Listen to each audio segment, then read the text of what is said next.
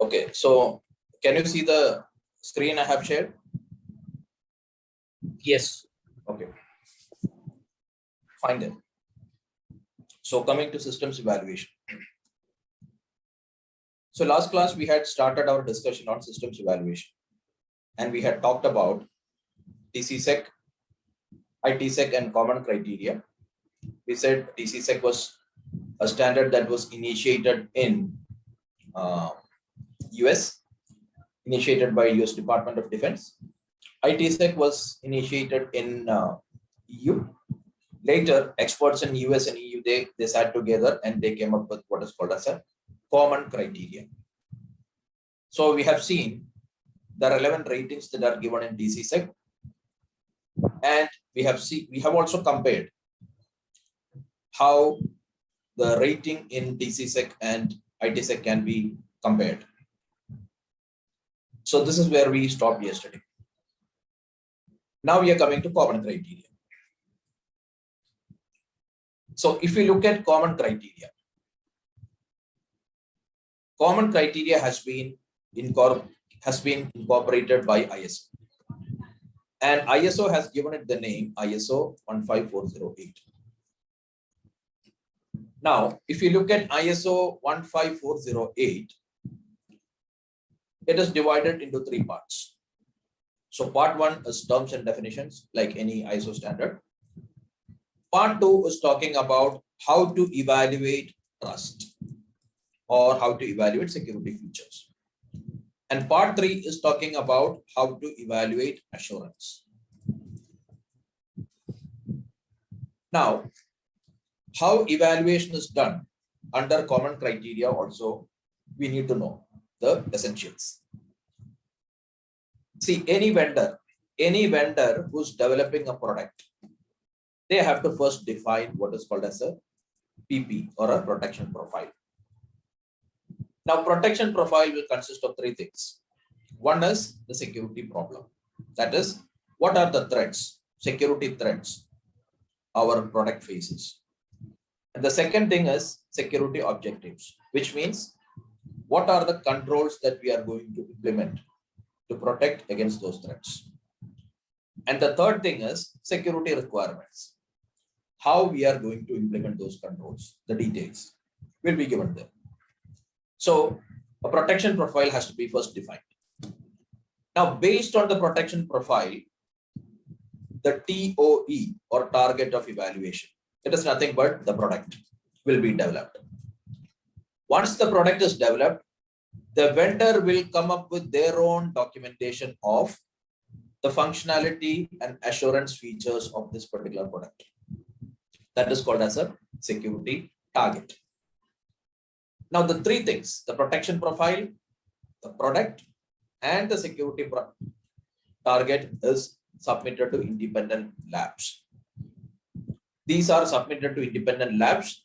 The independent labs will evaluate it. They will evaluate trust and they will also evaluate assurance. Now, after that, after the evaluation, a rating will be given. A rating will be given to the product. So this is fundamentally how it happens. And rating, well, if we are a large organization, we can have our own evaluation labs. And in every country, there are also independent labs that are capable of doing the evaluation. Now, the different ratings relevant to common criteria is given here. So we don't have to memorize this. That is not required. This is just for understanding. Now, EAL1 is where there is minimum security. And EAL7 is the highest level of security, where even the covered channels, security issues due to covered channels are also addressed.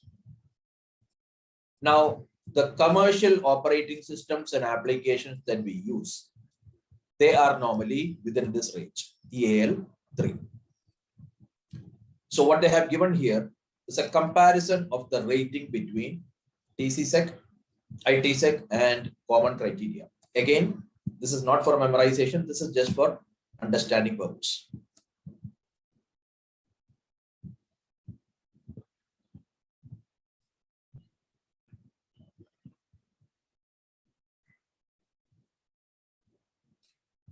Now,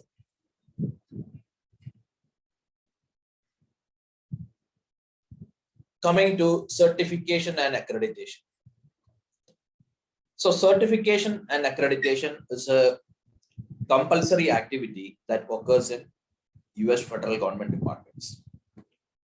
Once a product is developed, so US federal government departments, for their requirements, they may develop their own systems or applications, or they may procure systems and applications. So normally procurement is common.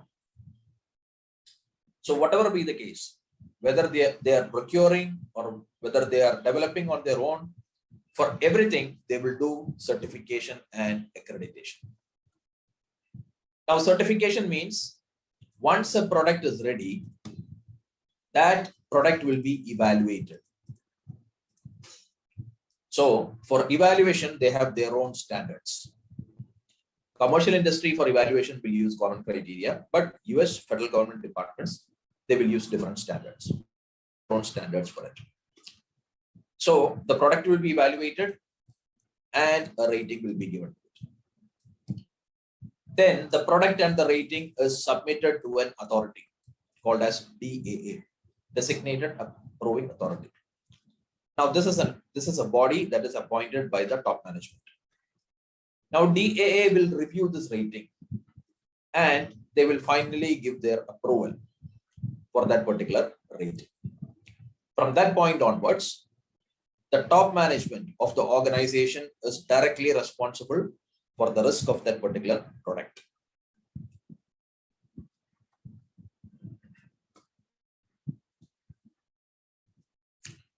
See the different steps involved in a certification and accreditation process is given here. So you can see, if you look at phase 1, this is where you identify the security requirements of a particular product. And here we will also establish how we are going to do certification and accreditation of the system. And by the end of the phase, the product is ready. Whatever product, whether we have acquired or developed, it is ready. Then we move to the second phase, verification. This is where the actual certification happens. That is, the product is evaluated and a rating is given to the product.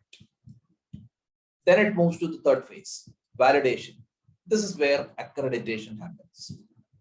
That is, the DAA will formally approve that rating of the system. And then it moves to the post-accreditation phase. So post-accreditation phase is where you move your product into the production environment. People will start using it. Administrators will administer it. You will do configuration management, change management, batch management, vulnerability testing, etc., etc. So operations related activities will happen in this phase, post-accreditation phase. Now, if you look at accreditation, there are 3 types: system accreditation, site accreditation, type accreditation. So this is depending, all these differentiations depends on our target. Now, if our target that is getting accredited is a system or an application or a collection of systems and applications, we are talking about system accreditation. If you are accrediting an entire location, so we have a location, and in that location we have a lot of systems and applications, and the entire site we are going to accredit as a whole. That is called as site accreditation. Type accreditation means our target is a particular application, but it is distributed in multiple locations, but it is one kind of application. Or maybe all the systems and applications related to a particular department we are going to accredit. Now this is called as type accreditation. See, earlier we said for certification and accreditation, US government departments, they have their own standards. So normally, if you look at US, in US, there are two bodies that are responsible for developing standards, security standards. One is Department of Defense.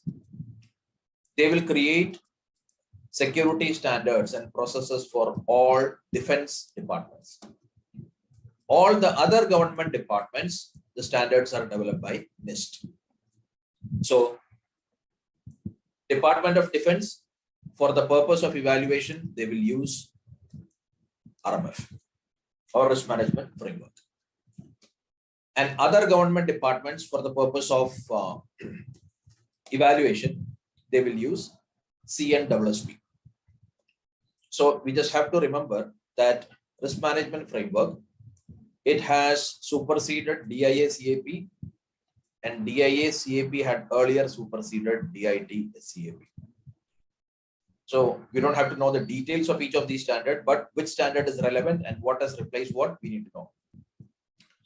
The same way, CNSSP, this is the latest standard and it replaced NIA-CAP.